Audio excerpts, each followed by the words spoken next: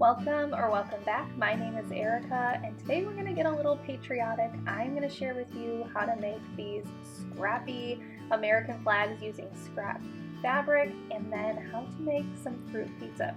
So stick around and I'll share all of this with you coming up.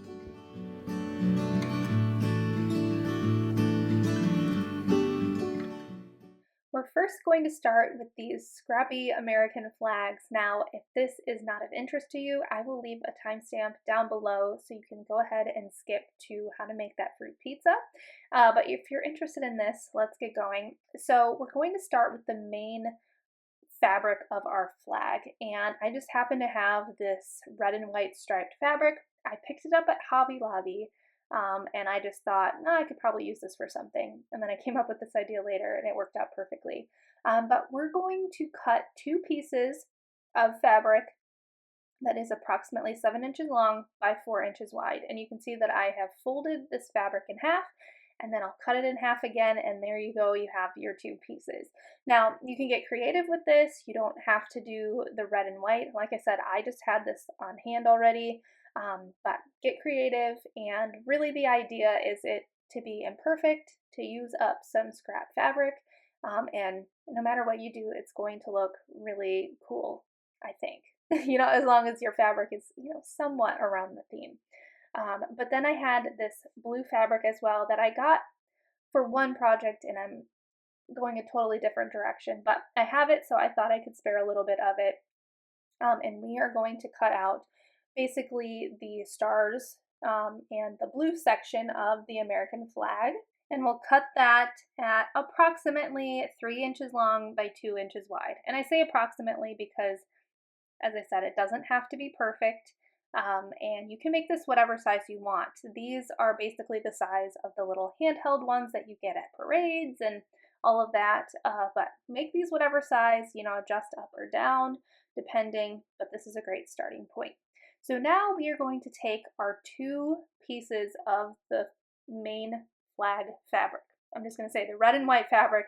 We are going to pin those together, and then we'll sew all the way around. Again, you can do this in a lot of different ways, but I'm choosing to have kind of the hem out or facing outward. Typically when you're sewing 2 pieces of fabric together, you would turn them wrong sides facing out and then, flip them back around. But for this, we are going for that shabby chic type look. So I am just using a 1/2 inch seam allowance and sewing all the way around.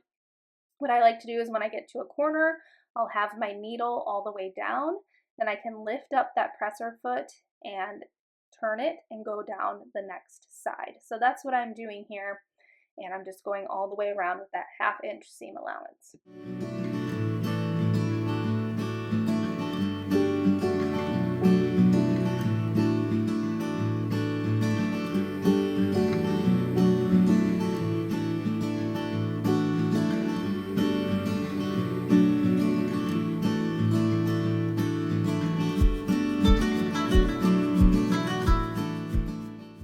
Now that we've got our 2 pieces sewn together, this is again where you can make a decision what you'd like to do. You could leave it as is.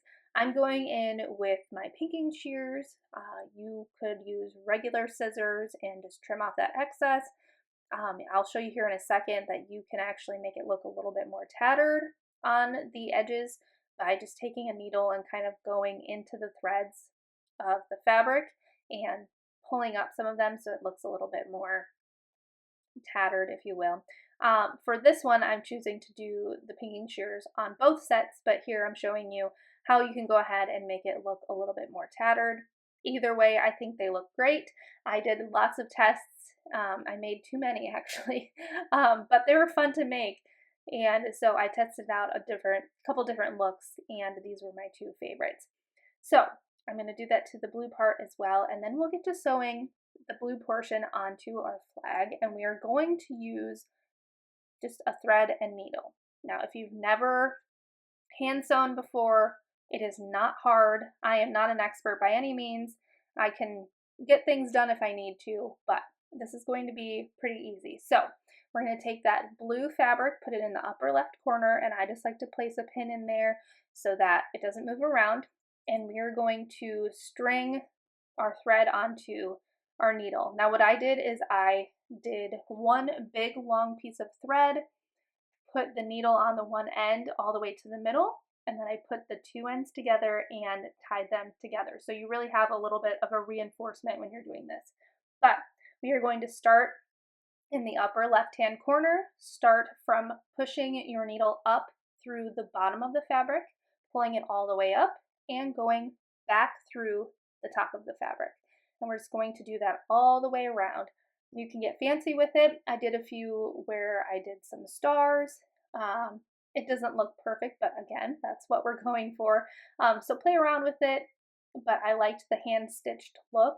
You could definitely go in with your sewing machine if you wanted to, but then you just want to tie it off on the back and do a couple knots, and it's great and secure. Now for this step, there are a couple different options. Again, I just found some sticks outside. I found ones that were straight and approximately the same size, and we are going to just glue it onto the back of our flag. You could get a small dowel and cut it, usually they come in a longer length. You could cut them down to size. You can buy some on Amazon, and I will try to find some and link them down below if you want to check them out. I thought the stick would look kind of cool and rustic, and it's free. So I went ahead and my kids and I went and found some sticks, and it was fun and great. And so yeah, I just decorated a couple places with a few flags, and I really love how they turned out. I do have a blog post if you want to check it out. I will have that link down below. But now we are going to go ahead and move along to this fruit pizza. Now I'll have the full recipe linked down below, and you can go ahead and print that out if you would like to, but we're going to start with the homemade sugar cookie crust. This is a half cup of butter at room temperature, or 1 stick, and 1 cup of granulated sugar. We're going to get that creamed in the stand mixer. You could also use a hand mixer. Then we'll add in 2 eggs and 1 teaspoon of vanilla extract, and then we'll get the dry ingredients in there. This is a recipe I love making. It's my husband's one of his favorite desserts, and he usually requests it around his birthday. So I always love making this, and you definitely don't have to make it fully homemade. You can definitely buy sugar cookie dough from the store and use that in place of this. There's a couple other substitutions of store-bought items that you can definitely use to make it a little bit easier, but I enjoy baking, and so this is fun for me. But for the dry ingredients, we're going to do 2.5 cups of all-purpose flour, a half teaspoon of salt, and a half teaspoon of baking soda. And I like to add this in, a half cup to a cup at a time, get it just mixed, and then add more. You don't want to overmix this because it can get dry. So I try to do this in batches. You could definitely do like 1/3 of the dry in at each time. It's however you want to. But again, we don't want to overmix it. I like to make my fruit pizza in a 9x13 casserole dish, but you could use a sheet pan. You could even use a pizza pan if you wanted to. The baking times will have to be adjusted for that, so I would go a little bit lower. But either way, you can make that work and it will be delicious. But here is the dough. We're going to get it in a greased 9x13 and get it baking. We will be baking it at 375 degrees for 12 to 14 minutes, or until it's nice and golden brown. Again, you don't want to overbake this because you don't want it to be dry, so I would start with the 12 minutes and see how it looks and go from there. But this, like I said, is one of my favorite desserts, and I've made it a few times now since moving to the South, and nobody knows what this is. I feel like this is a really Midwest thing, or maybe it's called something different here. I don't know, but it's just fun to surprise people, and I feel like they always love it. It's always a crowd pleaser.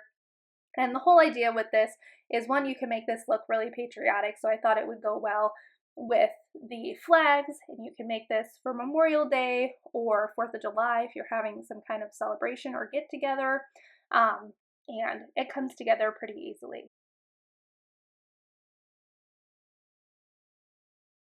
Now we're going to be moving on to the cream cheese layer, but first we're going to make some homemade whipped cream. You can use Cool Whip in place of this. You don't have to make your own whipped cream. I like to because I think it tastes really good. But I actually have a recipe for this as well. I'll have that link down below. I just eyeball it. So I did a cup of heavy whipping cream, some vanilla, and some maple syrup. Usually you would use some powdered sugar in there, any kind of sweetener that you like. You could even add some lemon extract to it. That would make it taste really good. But I made more than I needed for this recipe, and I put it in my coffee. Just a fun little treat. So I'll leave that recipe down below, or just go ahead and use Cool Whip, whatever your heart desires. But this is going to be incorporated into the cream cheese frosting, essentially. And so for the cream cheese frosting itself, we are going to combine 12 ounces of softened cream cheese, 8 tablespoons of softened butter, 3.5 cups of powdered sugar, a pinch of salt, and 1 teaspoon of vanilla extract. I halved this part of the recipe this time because I actually had some frosting in the freezer from a month or two back. I don't even know. But I've had it in the freezer, so I have the recipe, but this calls for the full thing. So don't go by what you're seeing in the video. But I like to get that really nice and whipped, adding the powdered sugar in there, and then we're going to fold in some of that homemade whipped cream. So it makes it really nice and light and airy, and I don't think it's overly sweet, which I like because you've got the sugar cookie crust, you've got, cream cheese frosting, and then fruit. So it's a nice subtle sweetness. It's not overpowering, and that is what I like about it.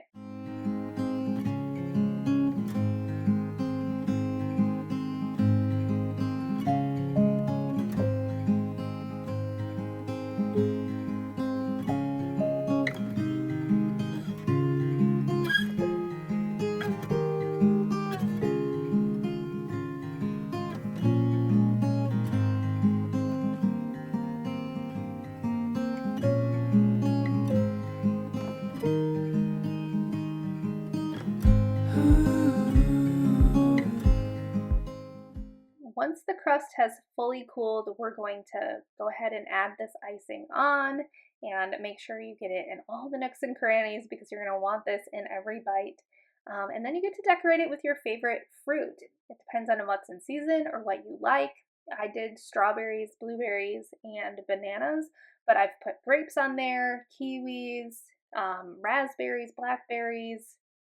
I don't even know what else, but whatever fruit you like and the fruit that you think others will like, go ahead and add that on.